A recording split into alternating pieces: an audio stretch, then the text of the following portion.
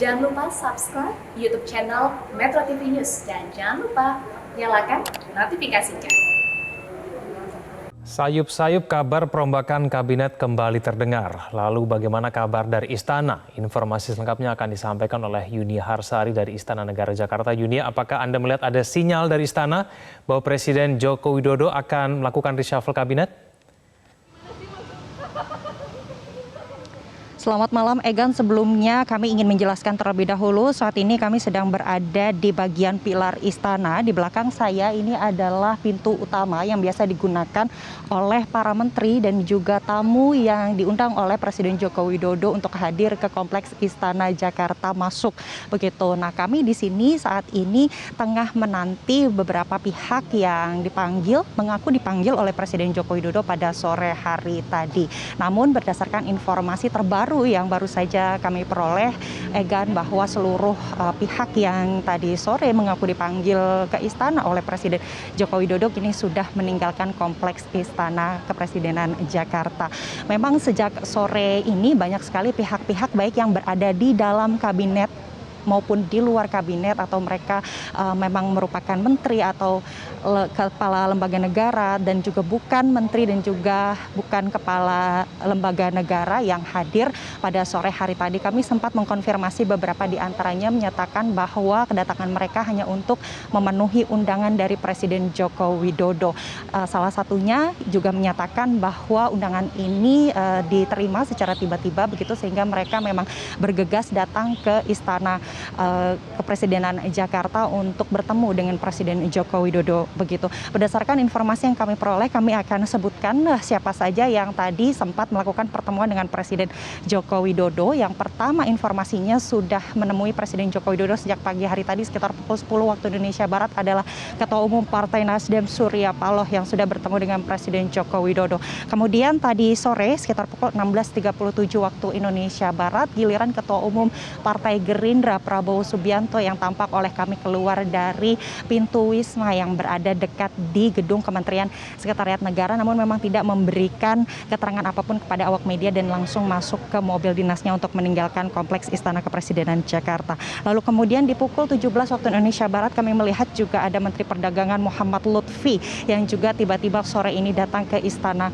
Jakarta. Lalu kemudian di pukul 17.35 waktu Indonesia Barat setengah jam berselang ada sejumlah nama yang merapat ke istana, yakni dari Sekjen PSI Raja Juli Antoni, lalu kemudian mantan Panglima TNI Hadi Cahyanto, lalu juga ada Menteri ATR BPN yakni Sofyan Jalil dan juga Wakil Menteri Agraria Surya Chandra. Nah, mereka tadi sempat kami tanyakan beberapa mengaku memang memenuhi undangan Presiden, ada yang mengaku bahwa ini undangannya mendadak, ada juga yang mengaku sudah diundang sejak beberapa waktu sebelumnya, jadi tidak mendadak begitu. Namun memang belum ada yang bisa mengkonfirmasi kepada kami apa sebenarnya tujuan dari pertemuannya atau undangannya oleh Presiden Joko Widodo. Dan yang terakhir kami mendapatkan informasi bahwa Ketua Umum PAN, Partai Amanat Nasional, Zulkifli Hasan juga sudah merapat ke Istana Kepresidenan Jakarta sekitar pukul 18 waktu Indonesia Barat. Memang sejauh ini hanya sore ini saja banyak pihak-pihak yang namanya selama ini banyak berseliweran akan terkena kocok ulang atau reshuffle begitu, Egan, yang datang ke Istana karena sejak pagi hingga hampir sore tadi, siang menjelang sore, kami melihat yang datang ke Istana hanya mereka yang terkait dengan agenda-agenda kepresidenan seperti diantaranya adalah ada agenda Presiden pagi hari tadi terkait dengan rapat koordinasi nasional pengawasan intern pemerintah tahun 2022, ada rapat terbatas terkait pariwisata dan satu agenda internal yang baru saja usai sore hari tadi. Yang terakhir yang bisa kami liput adalah terkait dengan ratas pangan. Egan. Yunia, seberapa mendesak sebetulnya kebutuhan reshuffle kabinet perlu dilakukan di sisa masa jabatan yang tinggal 2 tahun lagi? Egang, seperti yang disampaikan oleh Sekretaris Kabinet Pramono Anung pada siang hari tadi, disampaikan bahwa Presiden Joko Widodo sejauh ini sudah 8 tahun memimpin pemerintahan. Yang artinya Presiden Joko Widodo sudah sangat tahu seperti apa yang dibutuhkan. Apakah memang kocok ulang atau reshuffle ini menjadi salah satu yang benar-benar dibutuhkan oleh Presiden untuk mempercepat kinerjanya di sisa masa jabatan. Kita simak dulu pernyataan berikut dari Sekretaris Kabinet Pramono Anung. Ya pokoknya itu kewenangan sepenuhnya Presiden, maunya kapan, orangnya dari mana, partainya apa, kebutuhannya apa, Presiden. Karena pemerintahan ini kan kita panggil aja.